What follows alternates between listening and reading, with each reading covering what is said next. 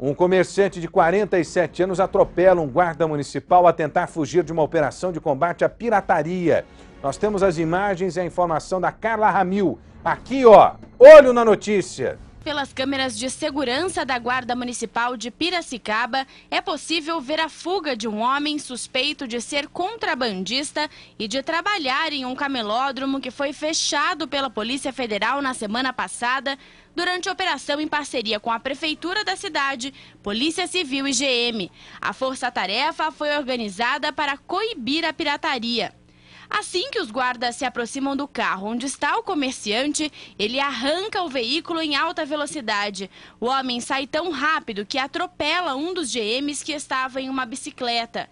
Veja novamente, assim que o guarda chega, é atropelado. Após a colisão, o suspeito foge, não respeita a sinalização e cruza a avenida com o semáforo vermelho. Ele desvia de mais 2 guardas e foge, mas não foi muito longe. As câmeras de segurança continuaram a persegui-lo. Ele foi preso minutos depois. Como se trata de contravenção penal, foi feito um termo circunstanciado e o comerciante foi liberado após prestar esclarecimentos. Mesmo assim, ele vai responder pelos crimes de lesão corporal, desobediência, resistência e por trafegar em alta velocidade. A ação aconteceu no cruzamento da Avenida Armando de Sales Oliveira com a Rua Dom Pedro II, onde fica a galeria que vende produtos contrabandeados. No veículo usado pelo homem foram encontrados 61 pacotes de cigarro. A carga foi avaliada em R$ 1.250. Na operação, a polícia tirou de circulação mais de 4.000 CDs e DVDs piratas, 102 jogos de videogame e 64 caixas de cigarros vindos do Paraguai. Eu falo da impunidade aqui, dá a impressão de que tudo que a gente usa de justificativa é impunidade, né? Mas percebam vocês aí que, mais uma vez, a impunidade é quem motiva esse tipo de coisa, simplesmente pelo fato de que o contrabando é uma contravenção penal e não um crime, como deveria ser, né? E aí, certo de que não há punição a uma contravenção penal, né? Certo de que ninguém vai ser preso, de que no máximo, quando julgados, vão aí pagar com uma cesta base, com a pena alternativa, eles cometem esse tipo de coisa, olha. Só que por trás do contrabando tem o tráfico de armas, por trás do contrabando tem o tráfico de drogas, por trás do contrabando tem o crime organizado. O crime organizado que a gente sabe financia tanta coisa, mas tanta coisa, né, que um dia coloca em risco a sua vida, te coloca na mira de uma arma, te coloca debaixo, né, de 7 palmos lá do chão, infelizmente, porque tem muita gente que perde a vida por causa do contrabando, hein? Muita coisa por causa do contrabando. É terrível, terrível. Pode vir comigo aqui, tem um rápido intervalo comercial. Antes eu quero as imagens lá de Piracicaba, daquele caso envolvendo o servidor público da Câmara Municipal. Tem aí, Ney, ele que foi expulso à força da Câmara Municipal de Piracicaba, porque não quis se levantar durante a leitura de um trecho da Bíblia, o que já está sendo considerado inconstitucional. Está sendo considerado inconstitucional. Nós temos as imagens aí, eu quero que você comente com a gente aqui o que você pensa disso aí, olha. Todo mundo se levantou, né, para a leitura do trecho da Bíblia. Esse cidadão não quis se levantar, permaneceu sentado. E aí chamaram a polícia e a guarda para retirá-lo do plenário. O gozado é que quando se trata de político corrupto, não tem polícia, não tem guarda, não tem nada, né? Porque os próprios políticos se protegem. Uma mulher foi morta a facadas pelo ex-cunhado. A vítima defendia a irmã, não é isso? De uma briga motivada pelo fim do relacionamento. O alvo, na verdade, era a irmã da vítima, porque o ex-marido dessa irmã não se conformava com o fim do relacionamento. A cunhada entrou no meio, ele pegou uma faca e atacou a moça. É violência gratuita, hein? Violência gratuita e, mais uma vez, violência contra a mulher. Mais uma vez, a violência contra a mulher. Deixa eu ver a reportagem da Lúcia Denardi, está aqui, ó. Olho na notícia. Miriam Cristina de Oliveira, de 31 anos, morreu no último sábado tentando salvar a vida da irmã Simone. Foi aqui, na Avenida Orlândia, no bairro Perdizes, em Piracicaba, que 10 homens em 2 carros invadiram essa casa onde morava a vítima. Ela foi trazida aqui para fora e foi morta neste passeio com uma facada nas costas. O golpe atingiu o pulmão e o coração de Miriam. O SAMU foi chamado, mas ela não resistiu ao ferimento. A hora que eu cheguei, ela olhou para mim e morreu olhando para mim. O autor do crime é o ex-marido de Simone, Fábio Adriano Custódio, de 37 anos, cunhado da vítima. Depois da separação, o homem não aceitava ficar longe da ex-mulher e ameaçou matá-la. Como não a encontrou em casa, resolveu se vingar, assassinando friamente a irmã dela. Ele entrou procurando eu. Como ele não achou eu, ele pegou e agrediu a minha irmã, porque ele sabia que isso daí ia atingir eu. Depois da morte da irmã, Simone, agora, teme pela própria vida, já que o ex-marido continua foragido. A irmã dele é uma pessoa que ela sempre quer vingança. Ela pegou a minha irmã, mas na verdade quem que ela quer é eu. E ele quer o meu irmão, que ele já jurou. Ele jurou eu, a minha irmã e o meu irmão de morte. A minha irmã ele já matou.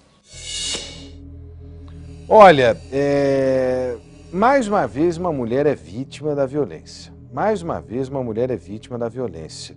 E o detalhe é o seguinte, parece que os mecanismos que estão colocados na nossa sociedade não são suficientes para proteger essas mulheres, né? Que são ameaçadas, né? Que são vítimas de um relacionamento às vezes desgastado, né? Que são vítimas de ameaça, mas que quando denunciam, que quando procuram a polícia, procuram a justiça, não são protegidas, não são protegidas. Nesse caso aí, a vítima é uma vítima indireta da violência, né?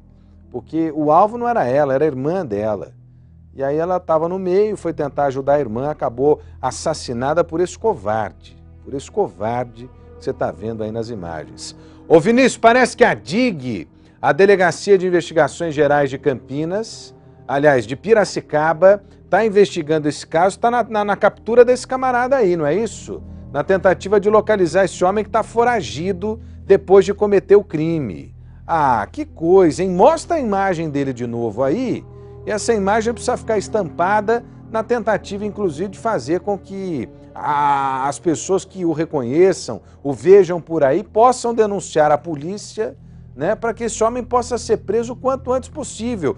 Porque ao fazer isso com a cunhada, ao tentar matar a ex-mulher, ele pode fazer isso com qualquer outra pessoa. Pode fazer isso com qualquer outra pessoa. Ah, faça-me o favor. Faça-me o favor. Olha, a moça que morreu era dona de casa, conhecida por ser uma pessoa muito boa. Não tinha problema com ninguém. Morreu defendendo a própria irmã. E o suspeito continua foragido. Deixa eu ver mais uma reportagem da Lúcia. Olho na notícia. Eu tenho um sentimento de culpa por ela ter morrido por mim, no meu lugar. O depoimento, cheio de culpa, é de uma irmã desesperada. Ela luta por justiça para que o ex-marido seja preso. Fábio Adriano Custódio, de 37 anos, matou a cunhada Miriam Cristina de Oliveira por um ciúme obsessivo, inconformado com o fim do relacionamento. Foram 10 anos juntos, em que Simone nunca havia percebido um comportamento agressivo do assassino, apesar das constantes brigas do casal. A gente brigava muito, ele tinha muitos ciúmes em mim. Mas ele já tinha te agredido de alguma forma? Não, ele nunca me agrediu. Nunca. Ele parecia ser uma pessoa calma. Sim, ninguém acreditava no que ele podia fazer. Isso que eu falo, a gente convive com uma pessoa, a gente traz a pessoa dentro da casa da gente, a gente nunca conhece a pessoa realmente. O cenário do crime foi a casa da família, onde o assassino morou com Simone, a cunhada morta por ele, a sobrinha e a sogra. Minha mãe tratava ele como filho, minha mãe fazia de tudo para ele. Quando ele chegava para almoçar, minha mãe já deixava o almoço pronto. Tudo, minha mãe tratava ele como se ele fosse um filho. Miriam era uma mãe dedicada, irmã carinhosa e deixa uma filha de 5 anos. Eu vou ser a mãe dela, porque já que a mãe dela deu a vida dela por mim, eu vou dar a minha pela filha dela.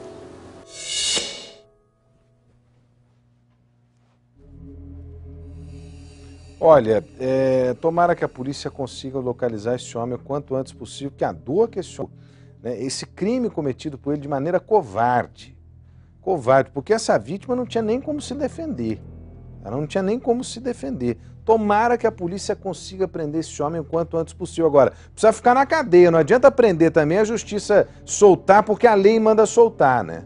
Não adianta. Tem que deixar esse homem preso para que ele não repita, não faça isso de novo com ninguém. Ah, Deus do céu, gente, até quando? Até quando? Ele está foragido. Se você tiver alguma notícia, tiver alguma informação sobre ele, denuncie, ligue no 181, que é o Disque Denúncia da Polícia Civil do Estado de São Paulo, no 3236-3040. Ligue, denuncie. Olha, quem dá guarida, quem ajuda a esconder um foragido da justiça é tão criminoso quanto, viu? É tão criminoso quanto. Vem comigo aqui, olha. Um menino de 6 anos acusa um amigo da família de abuso sexual em Rio Claro. Deus do céu, o suspeito teria cometido o crime por vingança, já que era apaixonado pelo pai do garoto. É isso mesmo, Vinícius? História, hein? A Fabíola Figueiredo é quem tem os detalhes e traz pra gente aqui. Olho na notícia. Eu não tenho mais coração, eu não tenho mais alma. Por que ele fez isso com meu filho? Por que ele não fez isso comigo?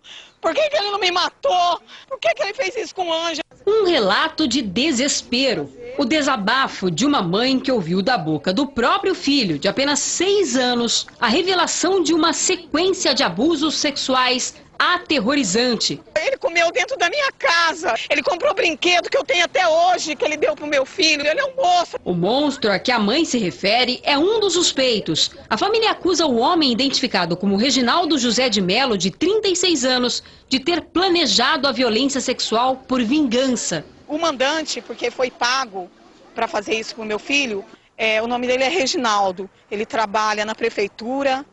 Ele é motorista da ação social, ele já trabalhou no ML, ele já trabalhou no Conselho Tutelar, ele já trabalhou na área da saúde, ele conhece todos os remédios. É tudo por uma vingança, por vingança. E a pessoa era de dentro da minha casa. O acusado era amigo da família, trabalhava como motorista, assim como o pai da criança, para a Prefeitura de Rio Claro, no interior do estado, onde o crime aconteceu. De acordo com Margarete, Reginaldo seria homossexual e teria se apaixonado pelo marido dela. Depois de muita convivência dentro de casa, uma decisão do pai teria despertado a ira no acusado. Foi quando o meu esposo falou para mim que eu falei para o Reginaldo que eu não quero ele mais em casa, porque eu quero a minha família, ele está me impressionando. E eu falei para ele, Reginaldo, eu não quero você mais em minha casa, me deixa em paz. Pelos relatos do menino, ele teria sofrido abusos sexuais por cerca de 20 dias a partir daí. Com inocência, ele conta que Reginaldo dava dinheiro para que outro homem também participasse dos estupros. O comparsa seria José Nascimento, conhecido como Valdemir, o dono da casa onde a família morava de aluguel há 1 mês. O meu filho foi estrupado pelo dono da casa e por ele. Porque o Reginaldo é homossexual, se apaixonou pelo meu esposo. A mãe diz que o dono da casa entrava escondido no imóvel e obrigava a criança, por meio de ameaças, a dopá-la com comprimidos para que ele pudesse entrar e retirar o menino sem ser percebido. Ele subia lá em cima, ameaçava, falou: se você não colocar o comprimido na sua mãe, nós vamos matar ela agora. Ele é criança, ele é um bebê, e seu pai, e depois vai ser você. Um dia eu estava dentro do meu quarto e ele olhou para o corredor. Quando ele olhou para o corredor, parecia que ele viu o demônio, que ele ficou assim paralisado. Além da mudança de comportamento do filho, que passou a ficar agressivo e ter medo de ficar sozinho dentro da própria casa, foi ao perceber a reação da criança nesse dia que a mãe conseguiu pressioná-lo a ponto de conseguir que o filho, enfim, revelasse a violência. Ele falou assim: mãe, eu falei, é alguém que eu conheço? Ele falou, quem estava dentro da casa ontem era o dono da casa. Por que você não contou para a mamãe? Por quê? Ele falava assim, porque ele falava que ia matar você e o papai. E parece que esse camarada aí tá foragido, não é isso? Não foi localizado, não foi preso. A polícia está investigando o caso. Como é que é, Vinícius? Hã? Prestou depoimento em Rio Claro, mas ainda está sendo investigado. Que crueldade, hein? Crueldade sem tamanho. O abuso sexual contra uma criança, contra qualquer pessoa, já é o crime, aquele crime sem perdão. Nem o bandido perdoa. Nem o bandido perdoa. né? E aí, de repente, você vê uma criança inocente, que não tem nada a ver com a história, colocada numa situação deplorável, deprimente como essa, vítima de um abuso sexual cometido não só por uma, mas por duas pessoas, porque queriam se vingar do pai dele, porque o pai dele não aceitou um relacionamento amoroso com essa pessoa, autor dos abusos. Que mundo que é esse que nós estamos vivendo, gente? É o fim do mundo isso. É o fim do mundo isso. Deus do céu, faça-me o favor. Faça-me o favor. Olha, o caso está sendo investigado pela Polícia Civil, né? E a polícia precisa ir a fundo nisso. Porque isso aí é crime de pedofilia para começar, né? Abusar de uma criança é crime de pedofilia. E se abusaram dessa criança aí, quem sabe não abusaram de outras crianças também? Se tiveram a coragem de abusar dessa criança, podem ter abusado de outras crianças também. Também. Eu, sinceramente, eu estou inconformado com esse caso. Não dá para digerir uma situação como essa. Só que é pai, a senhora que é mãe é do outro lado, imaginem só a criança ser abusada, né, em retaliação ao pai, porque o pai não queria se relacionar com um homem, né, que queria um relacionamento com ele. Deus do céu, que mundo nós estamos vivendo? Isso é o fim do mundo. Isso é o fim do mundo. Precisa prender e trancar esse cara na cadeia, porque o cara é um maluco. Esse cara é um louco, um doente, que tá solto na rua. E olha, precisa ver se ele já não fez isso com outra criança. Precisa ver se ele já não fez isso com outras pessoas. Porque quem tem coragem de fazer um negócio desse aí, não pode viver em sociedade. Precisa de tratamento, precisa ser respeitado, mas não pode viver em sociedade. Deus do céu, faça-me o favor. Olha, confusão na Câmara Municipal da cidade de Piracicaba. A sessão foi interrompida pelo presidente do Legislativo, João Manuel dos Santos, né, para que um homem fosse retirado pela polícia. Nós temos as imagens aí, eu não sei se a reportagem está pronta. Está pronta aí, ô Vinícius? Nós temos as imagens, me dá a imagem aí, isso é terrível, né? Porque, gente, nós estamos vivendo num estado em que a Constituição diz que é um estado laico, não é isso? Em que você não é obrigado a seguir nenhuma fé imposta pelo Estado. Você é livre para escolher se você acredita em Deus, não acredita em Deus, se você quer seguir a Bíblia, se você quer seguir o Corão, se você quer seguir qualquer outra coisa. Desde que você cumpra a lei, o nosso Estado te considera um cidadão livre do ponto de vista da fé.